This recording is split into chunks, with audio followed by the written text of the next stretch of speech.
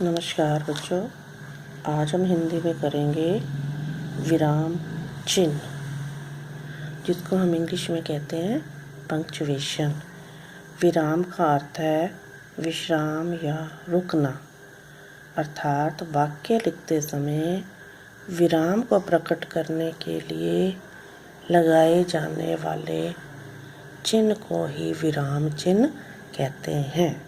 वाक्य को लिखते अथवा बोलते समय बीच में कहीं थोड़ा बहुत रुकना पड़ता है, जिससे भाषा स्पष्ट अर्थवान हो जाती है।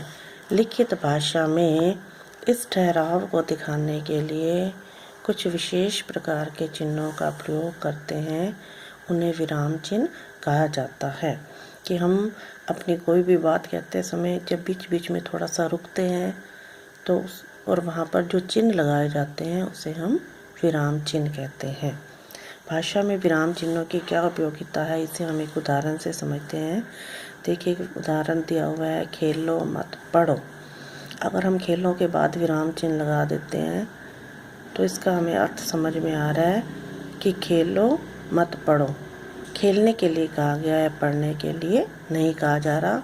और दूसरे वाक्य में है खेलो मत पढ़ो, तो मत के बाद जब विराम चिन्ह लगा देते हैं तो इसमें हमें खेलने के लिए मना किया गया है और पढ़ने के लिए कहा गया। आप देखिए, ये दोनों वाक्य एक जैसे हैं, लेकिन विराम चिन्ह का प्रयोग करने के कारण इन दोनों का अलग अर्थ आ जाता है।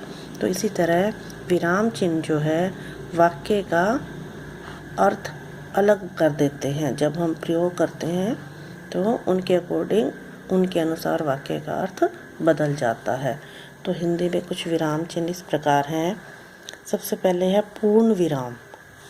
उसका ये वाला हम चिन्ह लगाते हैं जब वाक्य पूरा हो जाता है तो उसके बाद पूर्ण विराम लगाया जाता है। उसके बाद अल्प विराम, ये हम कोमा लगाते हैं।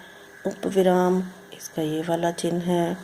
फिर इसमें आदि बोधक, इसका ये वाला है। अर्ध विराम, इसका ये वाला चिन्ह है।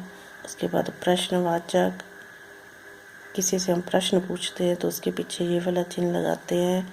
योजक चिन्ह, उसके बाद है कोष्ठक चिन्ह, ये 3 प्रकार की ब्रैकेट्स होती हैं। उसके बाद पदलोप चिन्ह,